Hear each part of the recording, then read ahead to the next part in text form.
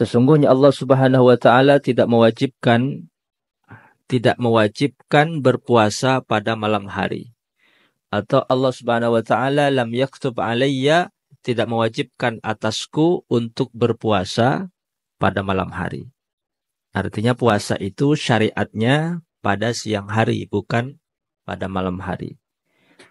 Dari mulai terbitnya fajar shadiq hingga terbenamnya matahari. Allah berfirman di dalam Al-Quran, wa kulu washrabu hatta yatabayyana lakumul khaytul abyad minal khaytil aswadi minal fajr. Ya. Wa kulu washrabu, makan dan minumlah hatta yatabayyana, sampai tampak munculnya fajar shadiq. Kalau sudah tampak muncul fajar shadiq, masuk waktu subuh, maka disitulah puasa dimulai. Tidak boleh makan, tidak boleh minum. Summa atimmus siyam ilal lail. Jadi dari munculnya fajar shadiq hingga terbitnya matahari. Itu waktu puasa pada siang hari, bukan pada malam hari. Ini syariat. Ini aturannya berpuasa. Maka Allah tidak mewajibkan berpuasa pada malam hari. Tidak ada syariat berpuasa pada malam hari. Atau wisol, menyambung puasa siang hingga malam. Nah, itu tidak ada syariat berpuasa menyambung dari siang hingga malam. Yang ada adalah hanya pada siang hari, dimulai dari waktu fajar sampai terbitnya matahari.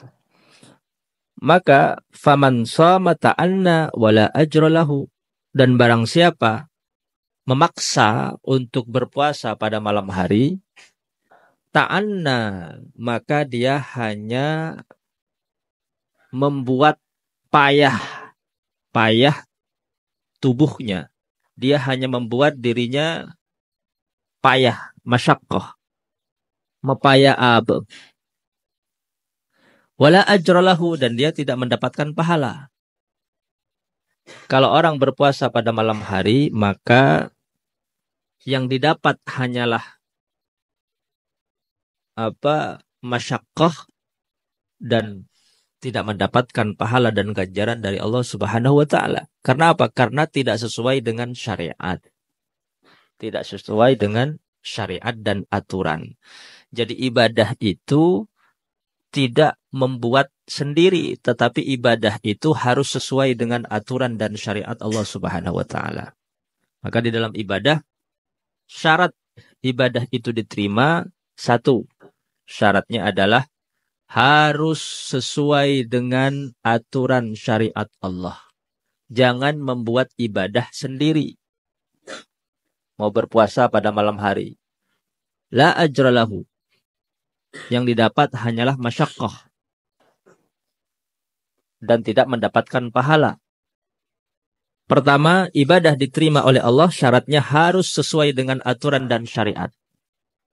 Misal salat, ingin melakukan salat, caranya harus sesuai dengan aturan Allah, dengan syariat Allah. Lewat siapa? Lewat utusannya baginda Nabi Muhammad sallallahu alaihi wasallam. Apa Nabi katakan? Sallu kama ra'aitumuni usalli. Salatlah kalian sebagaimana kalian melihat aku salat. Contoh gerakan salat baginda Nabi Muhammad, maka ada takbirnya, ada bacaannya. Ya, aqwalun wa af'alun. Jadi salat itu di dalamnya ada bacaan-bacaan, wa af'alun, ada gerakan-gerakan, ada qiyam, ada ruku, ada i'tidal, ada sujud, ada julus baina sajadataini, itu gerakan. Mukhtatamatun bitaslim. Lalu kemudian ditutup dengan assalamualaikum, dengan salam. Itu tata cara salat yang diajarkan oleh Nabi Muhammad sallallahu alaihi wasallam. Maka sholat tidak bisa membuat cara sendiri. Sholat cukup niat. Sholat membuat gerakan-gerakan khusus yang tidak diajarkan oleh Nabi Muhammad SAW. Walaupun esensinya sholat adalah mengingat Allah, tetapi tidak akan diterima. Kenapa? Karena aturannya tidak sesuai dengan syariat. Maka sholat ada caranya. Lihat bagaimana Nabi Muhammad sholat. Haji juga ada caranya. Bagaimana Nabi Muhammad SAW melakukan manasik haji. Termasuk juga puasa. Maka pertanyaannya, mal hikmah. Apa hikmahnya kemudian? Min fardhis syiyam naharan wa laysa lailan. Kenapa? Pertanyaannya, Allah itu mensyariatkan puasa itu naharan, hanya pada siang hari, bukan pada malam hari. Apa hikmahnya? Hikmahnya adalah seandainya puasa itu disyariatkan pada malam hari, yusalluna al-isya thumma yanamun ilal fajr. Maka orang yang berpuasa pada malam hari itu, dia akan berpuasa, yusalluna al-isya, dia salat isya, thumma yanamun, lalu kemudian dia tidur, ilal fajr, sampai subuh. Lalu apa tujuan daripada berpuasa? Kalau seumpama pada malam hari, dia berpuasa, salat isya, summa yanamun ilal fajr. Dia tidur sampai masuk waktu subuh. Padahal puasa itu adalah mengajarkan kita supaya punya rasa empati kepada orang-orang miskin. Merasakan lapar, merasakan dahaga, arcem. Nah, kalau malam seapasah, kemarin apa jang isya, sumaya namun ilal fajar, pas iki betedung sampai subuh, ikhras lapar dari dimah. Ikhras arceng dari dimah romoro ce ke malam subuh. Jadi berpuasa itu hikmahnya adalah agar kita merasakan bagaimana rasa lapar dan dahaga itu. Wa ja'alna al-laila libasa wa ja'alna an-nahara ma'asha. Jadi malam itu dibuat untuk apa? Untuk melindungi, dibuat untuk istirahat, dibuat untuk tidur. Maka an-nahar waktul amal. Kalau al-lail libasa, waktunya istirahat, fan-nahar waktul amal. Siang itu bukan waktu istirahat. Waktul amal, waktu bekerja, itu siang.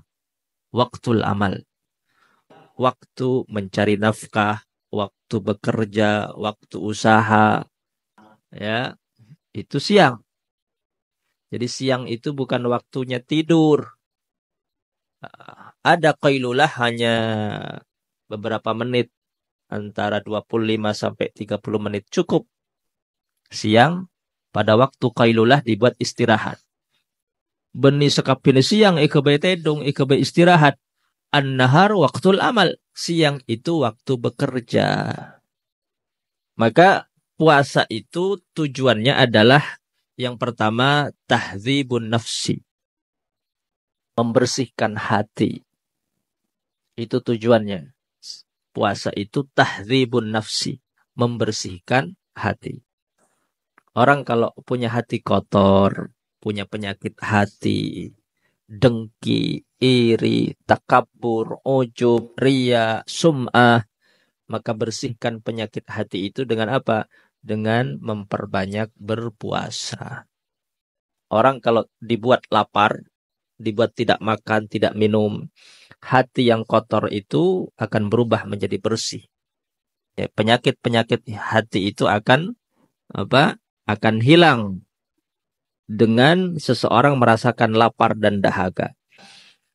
Lawang orang itu bisa bersih hatinya kalau dia tahu tentang rasa lapar.